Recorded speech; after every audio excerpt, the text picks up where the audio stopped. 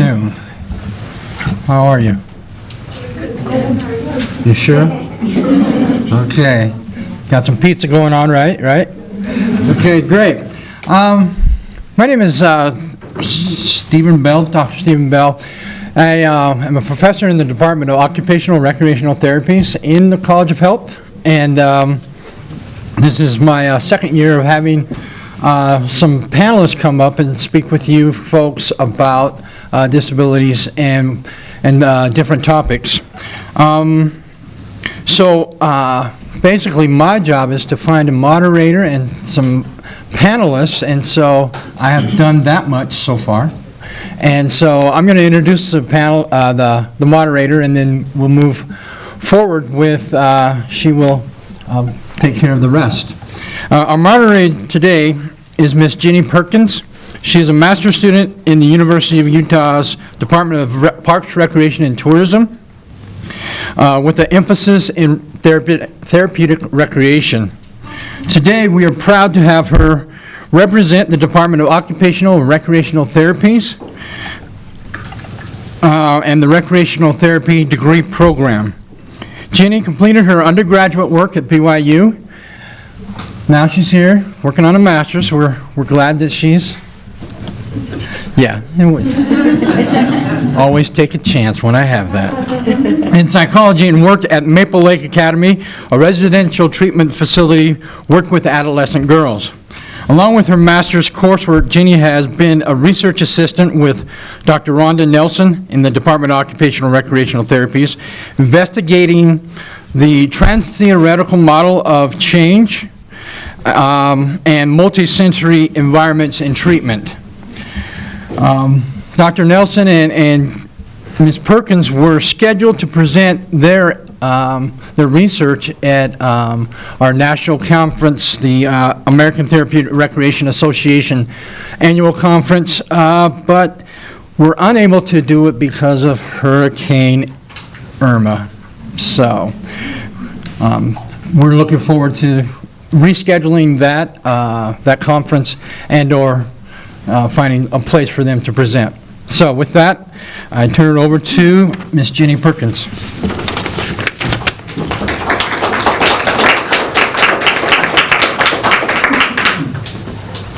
I'm happy to be here today, and like Dr. Bell said, I got my undergraduate at BYU, and I'm still a BYU fan, still a Cougar fan. Basketball season's starting, so I'm excited for that. I'm excited to be here today, and to just get started, I'm going to have our panelists kind of explain who they are and why they're here and what they're going to contribute today. And yes, we have a Starbucks cup that... I'll put it this way so we're not doing direct advertising. So I'm Lane Gardner. I am a social worker. I got my undergrad at University of Utah in sociology. I studied criminology and corrections and diversity as certificates, and I got my master's of social work there as well. I work in disability and access on student affairs down on Lower Campus, and I'm also a therapist at the Utah Pride Center.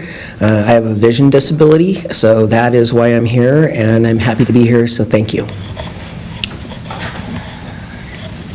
Hi, my name's Nita Hutchison, and I'm a community volunteer. I have multiple sclerosis, and I normally volunteer for the MS Society. Thank you. Hi, my name is Ginger Phillips. I have a mental illness. I was diagnosed at age 15, and in my late 20s, I was diagnosed with schizoaffective disorder, which is schizophrenia and bipolar, all in one. I am the state trainer for people with mental illness and substance use disorder to become certified peer support specialists, and they work with their peers in the behavioral health system. I also represent all of behavioral health throughout the state on the Medical Care Advisory Council, which is the MAC. We advise the Department of Health on how to spend their Medicaid dollars throughout the state. So that's great fun. There you go. So to start off, I thought I would ask if you would be willing to share your thoughts on a quality healthcare experience and what made it a quality healthcare experience.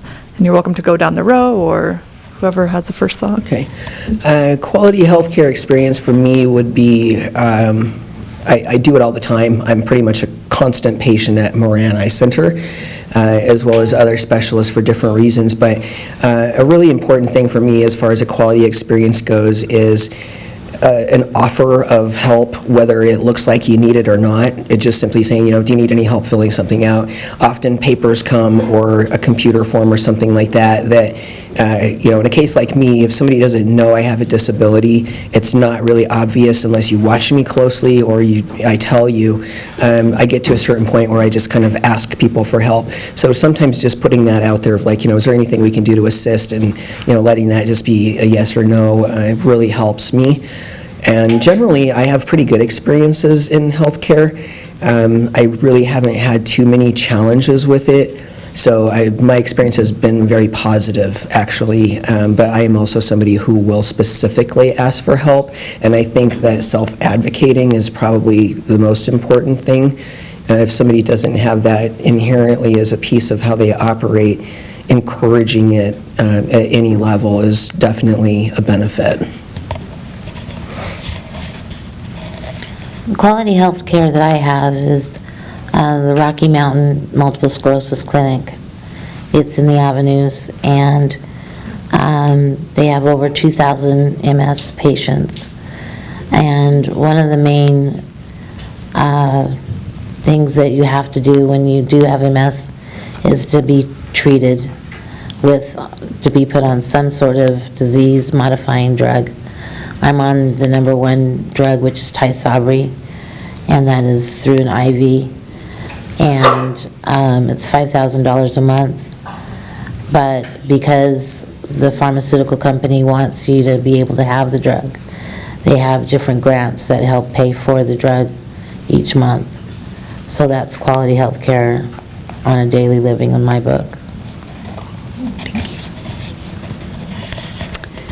Okay, quality healthcare. I believe, so in the past few years, there's become a new statewide suicide prevention plan, and it was created by the Division of Substance Abuse and Mental Health. Since then, I have been in the state hospital a few times down in Provo for a year or more each time, and at that time, when I went, the last time I was there in 2007 and 2008, the plan wasn't really in place. So it was more like people were afraid to ask you if you were thinking about suicide, if you had a plan of suicide. So it was kind of like a hush-hush thing.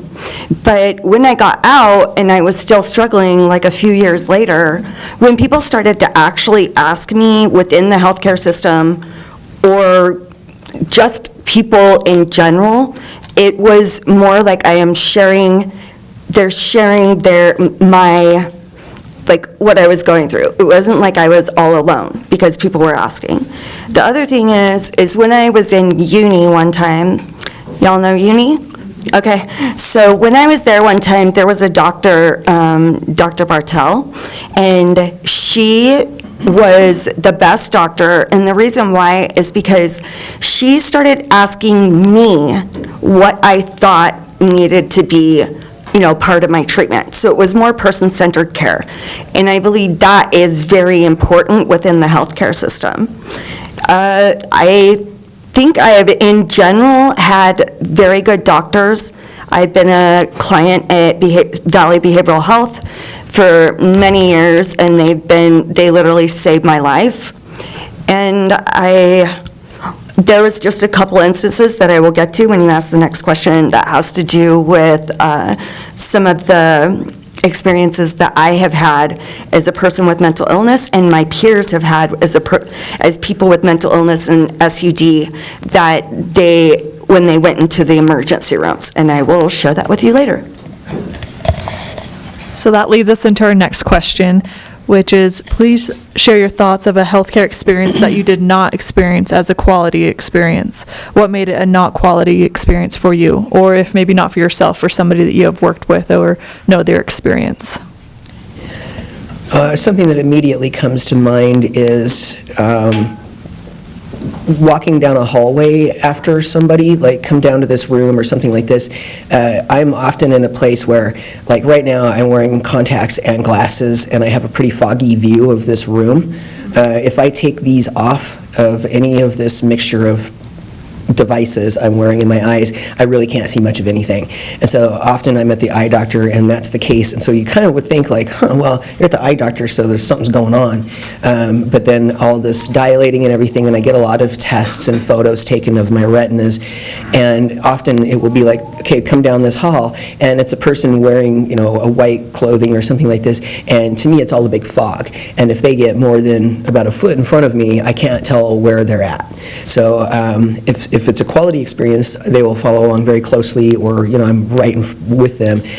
Often somebody will just kind of take off and go around a corner, and I'm just like, well, where'd they go? I can't tell where they went. So kind of like back to like being a little kid who went camping, I just stop. I'm just like, I'm lost now, I'm gonna just stop. They're gonna figure out eventually that I'm not with them and come back and find me. And that has happened to me several times, and it really strikes me kind of odd, because the whole purpose of being there is that, you have reduced vision or something going on. That's kind of been a challenge for me. And in other general health care, just kind of the same thing. Walking with that person, I think, is really important. And I do that as a social worker more in a psychological sense of be with them now, be in the place that they are right now. And I think physically being close to the person where there's that kind of contact is really important. That's just my personal experience. With MS, you have a lot of energy situations where you don't have, it's like a gas tank, you don't have a whole lot of energy. And so whatever energy you expend, you want to be able to make sure that it's worth it where you're going or what you're doing. Perfect example was we came up to this level, but I wasn't sure which way to go and how far to go. So Dr. Bell scoped it out and then told me where to go. If I would have gone the wrong direction, then I would have spent energy that I didn't have in that reserve to waste. And not quality of life or health, actually. In the springtime, I had gallbladder surgery, and after I came out of anesthesia, my MS had triggered into what's called a relapse or an exacerbation. And so I was having problems walking and balance and all of that, so I had to go to an extended living care facility. And my insurance company paid only up to 20 days. After that, I was on my own. Well, I didn't get better in 20 days. It took 17 more days. So you incur a lot of cost of that 80-20. And that 80-20 sometimes gets to be a big 20%. Being in the extended living was very difficult at times. They were short-handed with CNAs, short-handed with nurses. Therefore, they didn't check on me regularly, and things with MS, you can have multiple different things going on. And so some of those things weren't being addressed, which caused me to stay in there longer. So that's my experience. Thank you. Mm-hmm. So there's a couple things. First, I do want to say, because somebody, was it you who mentioned the opioid speaking thing? Okay, so I am a survivor of an opioid overdose where I actually died, and they had to bring me back with Narcan or naloxone. And I had no idea. I went to St. Mark's Hospital. I was a Jane Doe. They assigned me, I woke up in the ICU with my arms like They had a breathing tube down me and my arms were tied.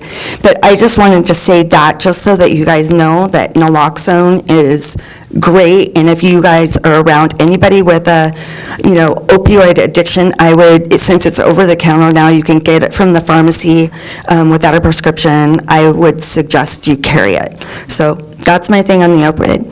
The other thing is, so I think like the main thing that is a little hard within the mental health system is people who are kind of old school doctors who sometimes do not have the thought process of the recovery model. Instead, what they're focusing on is the medical model. And to explain that, the medical model is something like, let's give you some pills so you can manage your symptoms. And, go sit in the day program, stare at the TV, stare at the wall, smoke your cigarettes and, come back in and play karaoke and bingo. And that's pretty much what the medical model is. The recovery-based model is the belief that everyone can recover. So that is something that peer support specialists are trying to improve within the state, because we've been there, we've done that, and because of our lived experience, we can share that with others. So one of the main things that has been difficult within the mental health system is spreading that process or that belief throughout the state. We become a lot better, but we need to do much more. The other thing is, I was talking about the emergency room. People with mental illness are not very understood in the emergency room. I have had myself having delusions, hallucinations, total paranoia of everyone, including the police. And I've never been in jail, but I've been locked up in hospitals several times.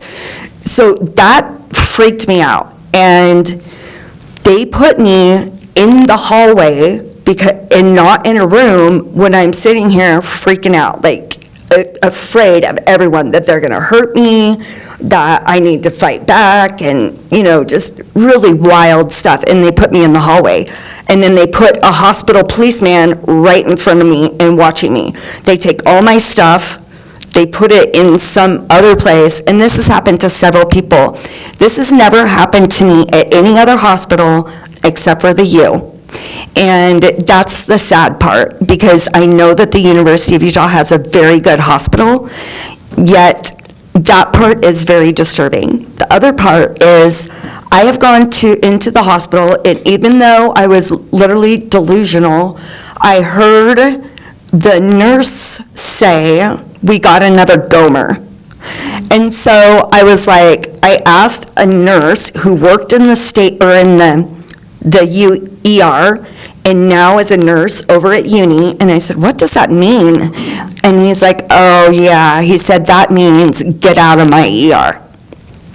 And when I heard that, I was like, what the, why? Why would they do that to somebody with mental illness? There just needs to be more knowledge. But again, I will say within, like at uni, I've always had really good treatment. The state hospital, I had very good treatment, and I'm very grateful for that. Ginger, can I ask a follow-up question? How do you see, could that have gone better? What would have been a better experience for you? In the ER? In the ER, yes. Well, first of all, I think there needs to be a peer specialist in the ER, someone who can come and sit with you, talk with you, say, hey, I had delusions, this is where I was before, and look at where I am now, and this is all the stuff that I did now. Somebody who provides some hope. Definitely do not leave me in the hallway on a gurney. Find me a room. If somebody with mental illness comes in, find them a room. If somebody needs to be left in the hallway, leave somebody else. I don't know, somebody with a broken arm, leave them in the hallway. Don't leave somebody with a mental illness in the hallway. That's very disturbing. Thank you. So, to move on to our next question, How do you think your observations and experiences can help us teach students about delivering quality health care? You can start. That's not you.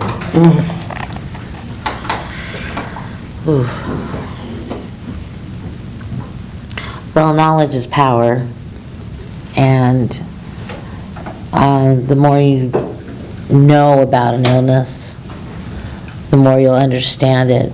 I'm kind of in the same situation as Lane, is that you probably wouldn't know I had MS if you didn't see my cane. But you have no idea what's going on. There's burning sensations that are going on right now, and spasms in the face, and just little tinglies and buzzies all around the body.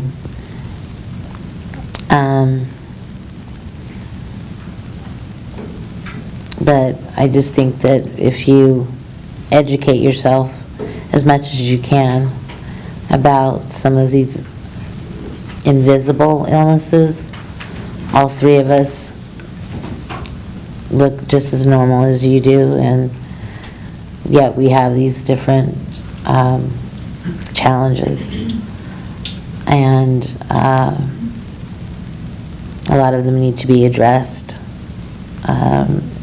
in depth. And I know we don't have a whole lot of time, so I'll pass it on to you. Can you repeat the question? How do you think your observations and experiences can help us teach students about delivering quality health care?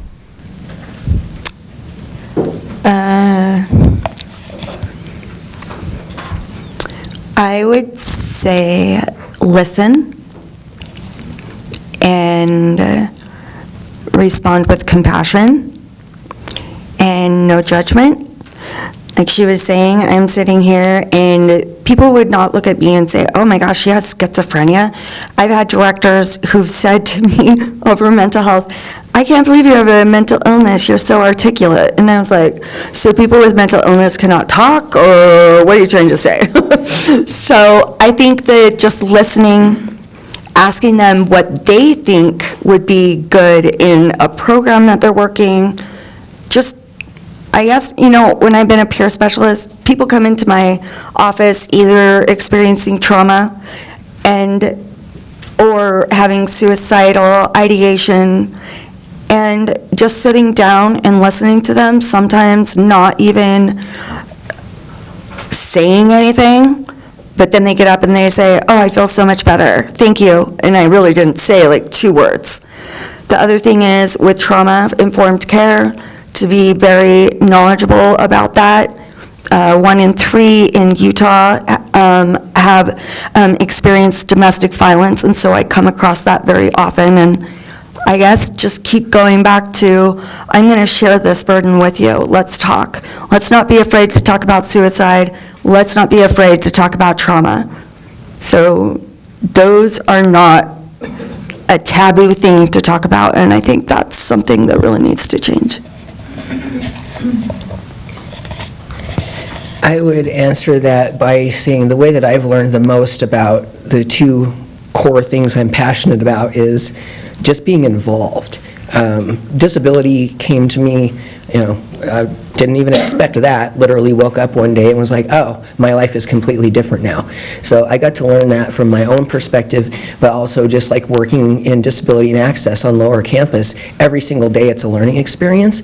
And we can diagnose somebody, like I said earlier, it's like, here's this label, this is what it is, here's your list of symptoms. If you have, if it's DSM, like I work with, we'll say, you meet 5 of the 9 criterion, so that means you've got this.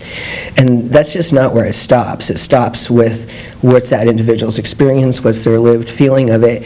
It's a set of criterion and a diagnosis, but it doesn't play out the same for everybody. And that's the most important thing. And I would encourage volunteerism in really any sphere. It just adds to the diversity and gives you that chance to listen and hear what other people are challenged with and think, okay, so there's a whole sphere to this that, in our own personal lives we might not touch on, but going out and actually doing the elbows to the, to the work kind of thing with people, it really kind of brings it home of how varied things are. I work with homeless people and low-income people and then disabled populations, and it overlaps a ton, and it's serious, like what Ginger said about, what is the end user's perspective of what needs to change. It's always good to ask that question. I think in any patient care setting or meeting with somebody, just say, how can this be better for you? Can I do anything else?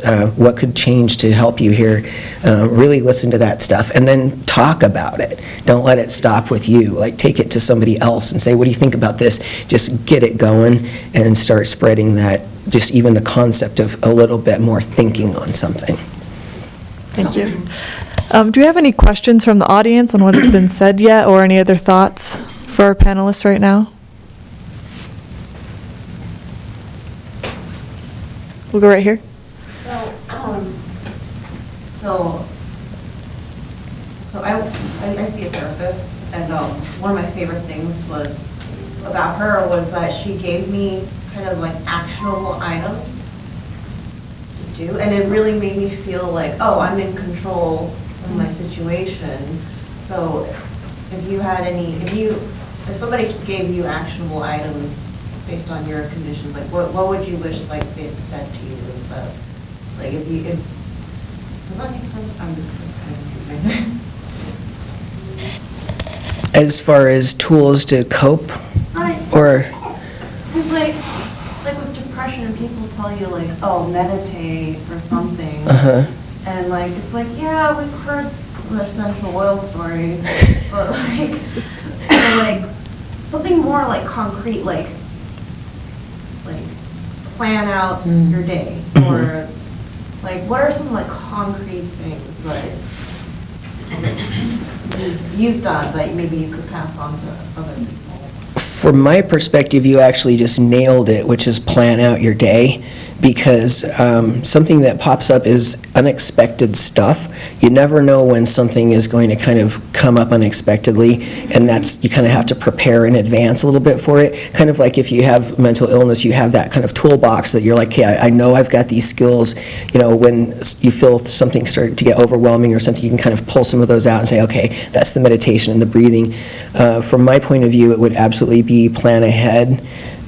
Routes change. You never know where there's going to be construction or something like this. Things move. It's more scheduling in a case like for me. I think that's about where I would go with that. Also, as you plan your day, one of the challenges that I choose to see a therapist, and she challenged me to do things that I hadn't either done before or haven't done in a long time.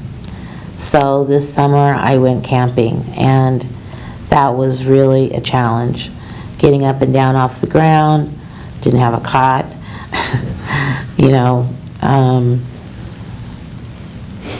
the restrooms were the distance of the restrooms and all of that. Really, I had to think and process all of that before I even left the house. You're like constantly calculating, like how much do I have left? Right. And so one of the major things that I do is I take rest periods throughout the day so I don't get burned out, or if I am doing something I think big, or out of the ordinary for my normal day. Like for instance, today, I worked up to it and rested up for the last couple of days before I got to this point.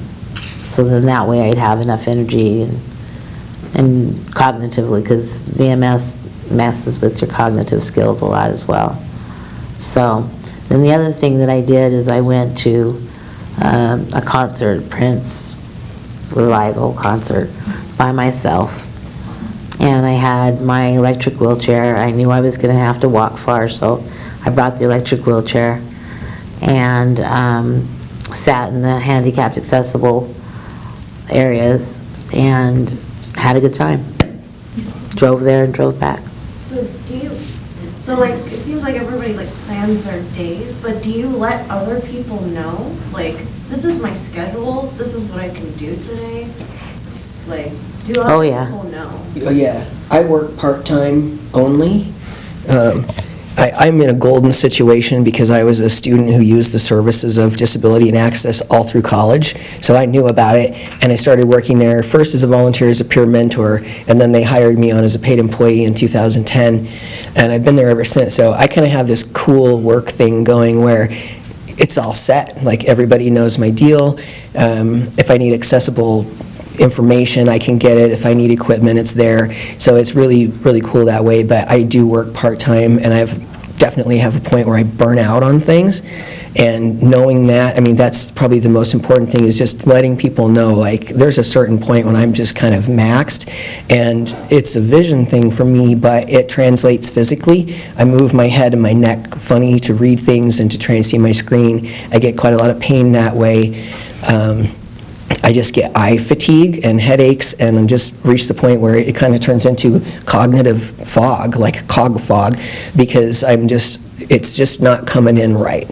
And so definitely letting everybody know, and it's a point of employment too, like looking for a new job is challenging. It's like, oh, well, I can't drive any place, so I got to be in a certain location, and it's got to be part-time, and I've got to have this adaptive stuff. So there's kind of this set that you have to put out there, and to me, it pays to be very specific about that up front and realize if this is something I can take on or not. I've had to be really realistic about what I can and can't do. So for your question in therapy, one of the main things that I have worked on when I've been at a psychiatric hospital has been a wellness recovery action plan. Do you have one of those? Yeah, okay, and a crisis plan. And also, if you're a group person, I will be honest, I'm not a group person, even though going to group. It's odd because I've trained like over 500 people in this state and been, spoken in conferences and stuff like that, but I hate groups for some reason. So if that's your thing, there's plenty of different skills that therapists could think that you would be, like seeking safety as a trauma group, seeking safety. There's trauma-informed care. There's DBT groups. There's groups specifically, they're called recovery dialogues, that I train my peers to do, and there's 18 sessions, and they're really awesome. And I'm not one of those type people, like I cannot sit there for like, yeah, I don't know how they do. I don't know how they like calm their mind for that long. But something that I always teach in my training is to even just sit there for like a minute. And that can totally lower your stress level. We have done things that have like a little, that test your, like test like your skin and stuff like that, they're called biodots, I'm sure you guys have heard of them.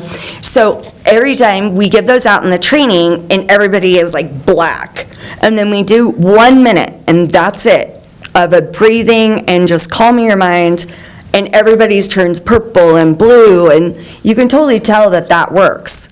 So, and then the other thing, always self-care first before you take care of anybody else. Find the things that you like to do, things that are enjoyable. I would share those with other people. Get out of the house, definitely hardest thing in the world, and sometimes I don't like to leave my house, so I think I talk a lot, so I'm really sorry, but I just thought I would share all that. Okay, thanks you guys. I see another question in this first row. So I'm curious how, if you've had this experience, or if you could describe a good experience, if someone messes up. So they say something like, oh, you seem so articulate, or they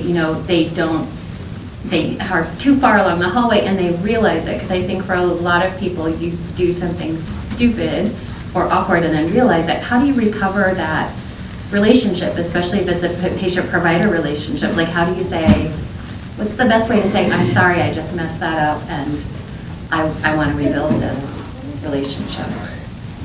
Do you want that? You just nailed it. Messing up like that, I think first of all, I'm just going to put this out there, there's a high level of sensitivity going on, and it's becoming, from my perspective, easier and easier to mess up somehow, and it's getting challenging. But I think if you feel like, you can sometimes get a vibe like, oops, that somebody kind of stiffens up a little, there's a little body language there. You could just simply apologize, or if it seems like things are kind of rolling smoothly after that, just kind of put it in that bank and just like, okay, that was one of those experiences. I haven't had too many of those. The place that happens to me more than anything is somebody, an attempt to empathize with me by telling me, oh, I'm blind too without my glasses. Stuff like that, those are kind of the ones. When I hear that actually quite a lot, and I think, I know the difference between that because I used to be that person too, and it's vastly different. Although I didn't tell people that, but, having worn just glasses at one point and being fully sighted, so to speak, I just kind of let it roll off now and just think, okay, it's not the same. I know that, but, it's kind of a pick your battles thing, if the person feels like they want to correct or something, but I'm trying to take personally a more generous tone with this because I do feel language is heavily policed, and there's a good reason for that, absolutely, in a human rights way. But it also gets to the point, I think, where sometimes people are afraid to communicate in just a chatting kind of level. So my personal thought is, as a patient, kind of try and let it go, and I would almost think that as a provider too, if there's not just an overt apology, just kind of just be okay with it. It happens. Yeah, I found that when I was, say for instance, at the concert, and I'm just rolling along, there's people that'll cut right in front of me, and I don't, I'm trying to hurry and put the brakes on so I don't cut their ankles, and I do what Lane said and just kind of let it roll off, because with MS, if stress kicks off your symptoms, so if you get upset about it, it just complicates things. I've had people that know that, for instance, the last camping trip I went on was in August, and that was the toughest one. And because I had never been on a dirt road before, and neither had the wheelchair. And so that was quite a challenge, and my friend that had picked the camping site didn't take that into consideration, or the distance of the restrooms and that. So that caused a lot of different challenges. What'd you say again? I forgot. I'm sorry, my head. You gave that example of someone saying, oh, you seem so articulate, I'd never know you have a mental illness. So how does someone recover? Like, hopefully, most people aren't that. But, like, how do you recover from that and say, like, I can't believe I just said that? Or, like, how do you rebuild the relationship after something like that? There was a time where I didn't know people were being offensive. Like, I had no idea. I think the main thing is everyone needs to, mental health advocates, people with disabilities, need to raise awareness, smash that stigma. There have been times when I've sat on staff meetings with providers, social workers, doctors, and things, and they have made comments about the people that we serve in that setting, and they've said, oh, they're a frequent flyer, they're a revolving door, the people who go in and out of the hospital, they have attention seeker, there are, just so many different types of stigma and I think the main thing is, if you're there and just be like, hey, that's, why don't we just say, hey, maybe this is what they need right now. Maybe they don't know how to get better. So we're here to help them find that recovery. But it's mainly just saying, hey, dude, that's like, that's kind of offensive to a person with a mental illness. always be honest, but just be gentle about it. I used to get offended about a bunch of stuff, and now I'm just like, all that makes me tired. So, and now, and I guess I go and I advocate, of course, at the legislature every single year. And sometimes, from the top down, it can, they talk about that trickle-down effect, but I don't ever believe about that in anything else. But the trickle-down effect, and just that, sometimes it comes from the top and, trickle down to the doctors. If everybody's starting to use like non-stigmatizing language, then it kind of spreads. Do we have any other questions? Yes. How do you think I have a severe hearing disability, and I see a lot of things in the media that are either helpful or harmful when it comes to hearing or hard of hearing people, and I'm just curious if you've seen things in the media that are either harmful or helpful in regards to the disability that you struggle with. Yeah, language is glib. There's, and there's a lot of it going on right now that relates to, people are wearing blinders, or you're blind to this issue or that, and it's kind of frustrating because it makes the impression that if you're blind in whatever sense, you're clueless, you're not getting the information, you're choosing not to see it, something like this. So, and that's popular in the media, and I can imagine that it would translate also into deafness and hearing loss, because people, that language, like there's sensory stuff used in language of how people perceive and act in different circumstances. And when you're somebody with one of, a sensory disability like that, and you hear that language used when it's applied, say, in a negative sense to a population for whatever reason, it's really frustrating, and it does exist in the media. My way to counter that is, it's that pick your battle thing. It does get tiring to say, like, okay, I've got to let these people know how to talk about this. Like, you can go around every single day and spend all of your physical and mental energy educating everybody about everything. It does get to a point eventually where it's exhausting, and you're trying to just live and do your thing and be a human like everybody else. But once in a while, when I'll see something like that and be like, all right, this is it. I've just reached my quota. The tank is full. I'm going to have to tell this person, really, and so sometimes I'll go into that zone and just be like, seriously, you've got to change this, because, I actually am blind, but I'm fully aware of this issue, to a really high degree. So I think that trying to adjust away from disabilities as that negative label of people who are choosing not to, or for whatever reason are shut out of something, is important. I think with MS, a lot of times, especially in the media, you'll see people automatically in a wheelchair, and that's not necessarily the case all the time. I use my electric wheelchair for distance when I can't walk that far, or if I don't have that much energy for that day. But I've watched on TV many times where they'll say, oh, he or she has MS, and it shows them immediately and that they're wheelchair bound, and that's not necessarily the case. MS is a very variable disease. It hits everybody differently, but we all experience a lot of the same symptoms.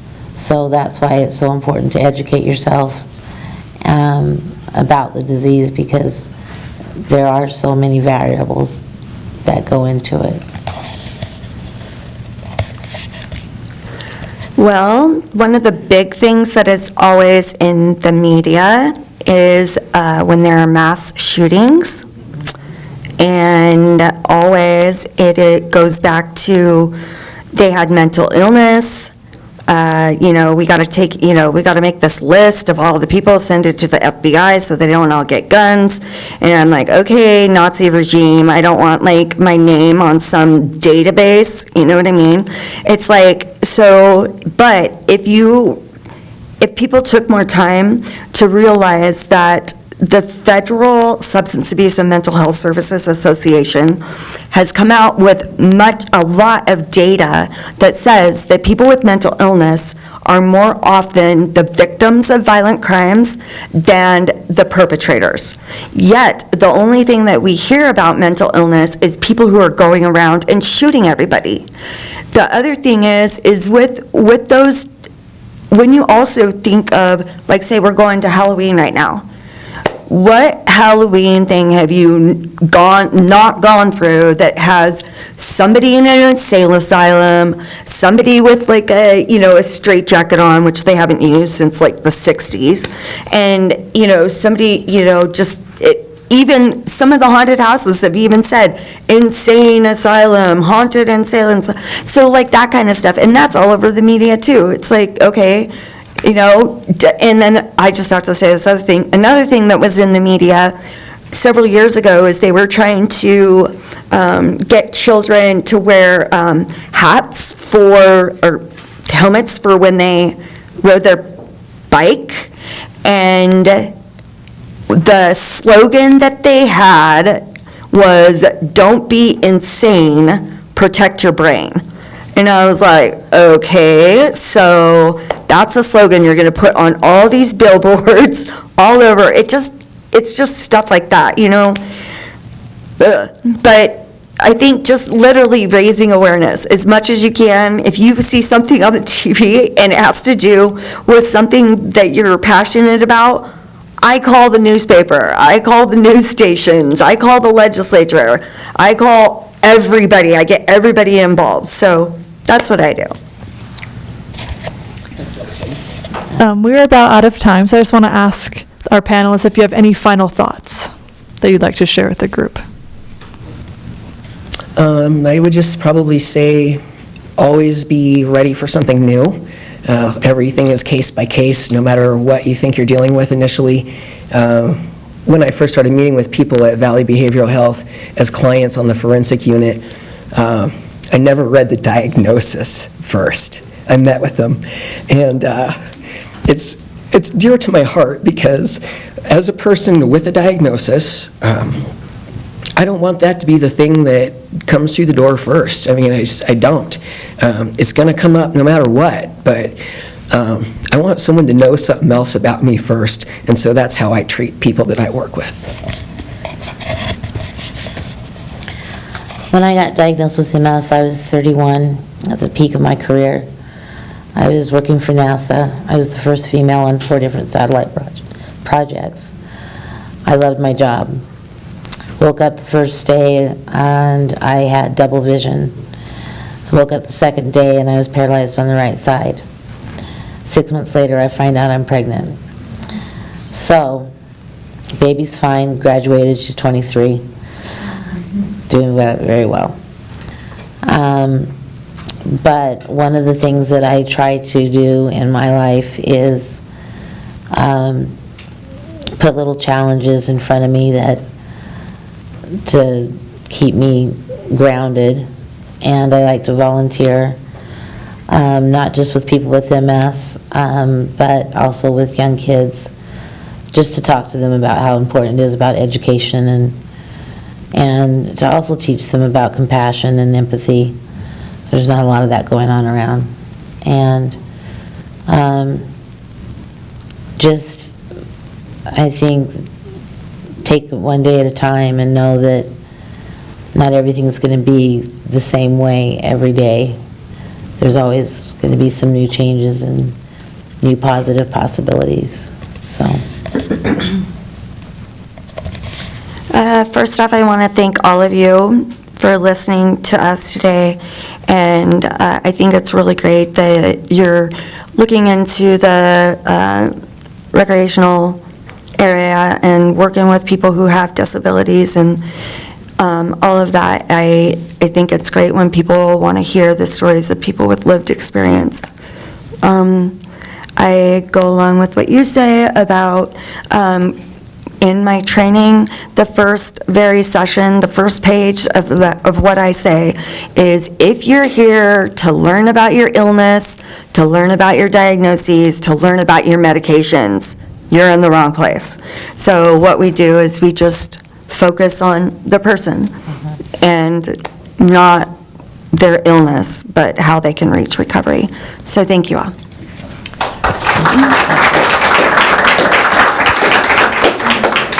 Just like to thank the panelists for coming out today and for everyone here for coming out, and I hope you have a good rest of your day.